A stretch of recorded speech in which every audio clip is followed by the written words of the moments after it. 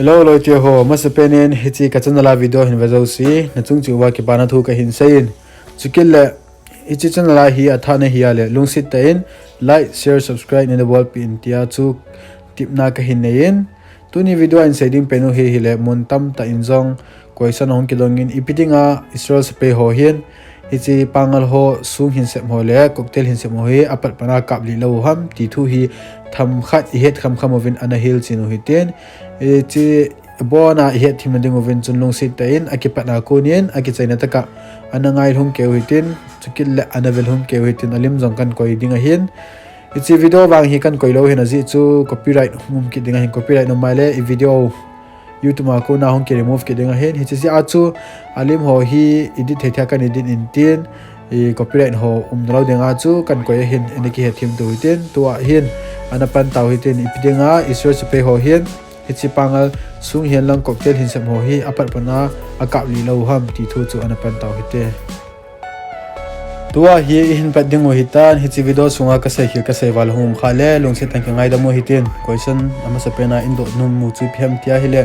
iti buina hung ke panji a chule pangal ho isur sepe ho sung le cocktail a se juwem ti he hin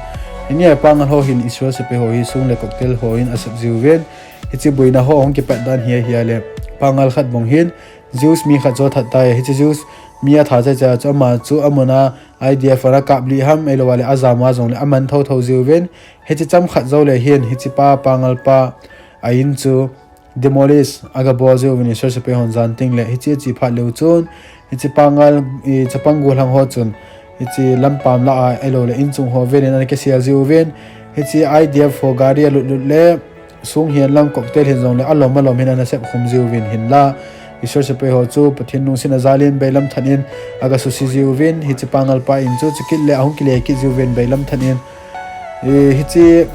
tu nai cha kitmele kumni kumthum sunga hi hicho tabong a hi pangal ho hin mi ni atha tawena hichi sunga sunglin pita khat hi hichi in building sanga ko na hi anlel ha entin ichilai anuya chu se pe khat alu changa kha hin ichi pa chu hile tua hi lungsinum ta in sorgam sunga jong aniki thangin ichi sepei pa thipa chu hile chapachang khana hin apa hi tua hi ahing na lain lungsinum ta hin khomangen chukille aban ane char ki tawitin question ani na pen ana simla ki tawite tua hin question ni na hi ana simla ki tawitin ipitinga isor sepei hon pangal sung sem ho le cocktail sem ho akap li zilo hama pat pana ichi hi question la dinga a hoiloi khana kal hen do hin ke manaji chu hilanga umei mi hon zonga ki holim na wa nu le pa te hian lang koi hi zong le ki holim na wa i khali vele akiza zin na in la ki apat pana ki dom bu thelo hin aji chu ei ki community zong pon la tunia hi chi video hi tham khat in hil chin dingo hin he them dingo wa to hi chiwali mai mu hoi pangal chapang ho hi wina to lim dang hakan koi dikit ding hi chiwali mai mu ho hi arena kum kulte ni khu hile isor sepe ho hi nama te ni hi mi pangal wana ki wan na pis tara ki pu hana hin aban zodule inzom ki dingo hin ami ppm ham ti hoi ga sei phano hitin hichiwa agrena kanum kul mi thumo chang hu hile pangal ho hiwen hichi anulanga jong hi pangal tam lai hin skille hichiwa blue a kum kulo khoile pangal ho rang saina media ho hiwen hichi lim kam hona pangal ho sunga se panu chu akap do zilo chule israel hom ter gas ham phiam khana ka ka phanu la akap do cha ki ju hin na ichi hi ma brain wash ball juwen leis chunga hi israel te muna na denga hi brain wash hoitana ball juwen hin la anata san hi win tia chu timna ka hin ne kin tu enjoy seima bangwa ichi rena kum kolte ni khu hi le israel se pe hi honen am ho hi special unit na hi win special unit ti chu am ho pan now hi le min star vi ma ki ti win am ho hi sepe la denga jong asang loi hi tawin na amoi khat am ho la hi khat ve le pangal ho sima ke sim ju wintin sung sep la khu zaw ji wintin chukil le ichi sung sep la khu zaw wintin alam kaipa hichi sung sep lam kaipa chu pangal ho khat hin na hichi pa chu koi pen ham ti a het do ta ka wa chu mon jong sepe ho chu or la sung khu ase jing win hichi pangal leader pan het do phadule hichi lai sung sep la chu tua kom kul ho ta banga mi Mr. Vim ho na special unit ho hi om juwen hichi mi thumi li ta bang om juwen cho chon a pistol ho chon do juwen van chunga kap juwen hichi ting le chun pangal pangam sung sep dang hong chu azam bang ziuven hi chi pangal te la alidar pa chu amat pi ziuven chuting la chun hi chi laya yellow akom kulpa khona ama khun idea for hitawin isor se pe ho na hi chi uniform ke van ho amo ho jong hitam ta gari ang hai ziuven hi chi special unit ani special unit mi li ho chu hong ki thu pi ziuven hi chi pangal pa hong chu gari sunga heng lu ziuven hitia chu abol zio hin e pidinga koisana chu akap li lo hamna inzo khatle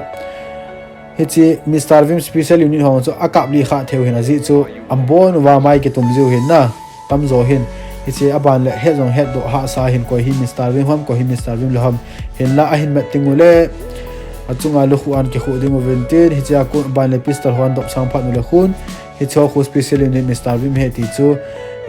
ki he do panzi hin na hi ka chu ka sei hil ka sei walom khale lung si tang ngai da mo hitin 100% ka source ya kan sei hin ke head dola zong adi in kaloi te head dola zong adi in aban le ichiwa anapang ho saya ko na zong adi su ke ji achu kan saya hin tua hi question athum na langa an chu ki taw hitin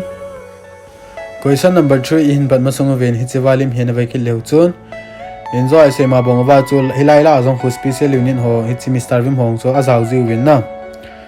ichi laya blue akom kulo hi le idea for sure se pe ho hi winten ichilang galam ho khoi le pangal ho hiwa lampila hi ga veleu chun nyau cha cha ban la lin zong me na sung ho hi hi chi zan hi sang asang lang hling mai the hin tam nan nan hi ichoi pangal han se ju winten idea for in alia thu ji po win na alia thu wa hat top pen chu hi le rubber bullet na kyang ho vela ka pi ji win chuting itwa hi enjoy se penu chu a he thim lo hodinga alim to tu diwa in saiding o hinna to hi lim dang kha anaveki no hiten inzo langa special union hoin iti matwa hi chi sung se mo la alam kai pau iti mat jiu ham ti ho chu anaveo hite tu a hin ichi wali mai mu ho hi hile isor se pe ho ngen ngen hi tawin ichi pangal ho to bunga ke sim ho khoile inzo langa seu special unit Mr. Vim ho chu hiwin amo hi a training laiwa a ha dan dan chu pangal pau zong a zil ziu hin hi chi pangal pau hi ana za tingole isor gam sunga hoila ya pangal ho to sipe ho ke boina la a khu amo ho hi galu ziu vintin hi chi lai la alam kai ho chu a het do taka wa chom ho jong pangal ho dan dana chu sunga se ziu wa isor sipe ho chu se khum khum jingu vintin hi chi a se ta taw chu hi pon na a kha te tin denga a bol thu hian hi chi amo ho ta bong bonga umna denga chu bol thu wa chuting le chun hi chi lai la pangal la chu alam kai pau an het do tingule amohan pistol pu ho chu blank fireball ziu winten hichik pangal pa chu hichi group bola chu an kai do ziu wa chuting la chun isor chu pe hona gang thei pen in dalu ziu win na protection api ziu win amanji taw win hichi ama chai ting leu chun station nga pu win investigation ho bolo win hichi investigation bol na wa hi alhang pia hi hichi amimat ho hitabang amimat ziu ho hi thil tam ta information akila do ziu win isor chu pe ho hin apachum hezing in na hichi abul langa ko na hong ke sai tha kille atai tala hichi video tai tala ko na hong he do thei ki chu hichi pangal ho to ki buiting le hin pidinga isor se pe hon akap li pe ji lo ham ti chu hichi lai ko na jong thil tam tam do thei tan na hichi amuna chu na ma chai tai ule kap li pe le chu athu ke chai me thei elwa jong pi ham kha elwa ga jong hum kit me thei hin na hin la ama tingu le chun investigation bo na wa information tam ta akela do jiu chu phachum zo hin tua hin question number 3 hi anadong ke taw hitin tua hin question number 3 chu ana sim ke taw hitin Israel sepai ipi unit ho hi pangal ho to ha ki thampen ziu vem ti hi hin na alhang pia tua pangal ho to ha ki thampen a he theding khat chu hi le ke ho kanulu masat naw kfir ne cha hiuda Simpson dukifa nakson dang dang zong na lai na am ho to maga fo hi hiwin ichi kfir ho hi am ho hi alhang pia posting achina ziu ho hi West Bank to Hebron la ho vel Bethlehem ho la akhu tam ta ziu hin na kfir ho hi chikil le maga fo hi le am hoi army hi povin hin la border police akiti win am hoi na police lang sa na chi kin win am ho hi am ho jong pangal ho to ha ki thamovin tuni question thomo chu zo kham khama olola kan se hin na sei khil sei wa jong me thei elowa jong he thei lowa jong kan sai do kha jong me thei na ani ki he thim jing o hiten sei khil sei wa ke ngai da moi tana kiting le tham khat ithip dom kin ading oven kyong pan hoi tan hin lang gaten vi video sunga a hoi lo na ka mai le lung sit ten comment a in sei pi win lang next thing that improve wa a hoi chen adinga I bot don thai ding win chon lung sit ten hen comment win lang like share subscribe na bo su ke witin e no bon chawin e zan pha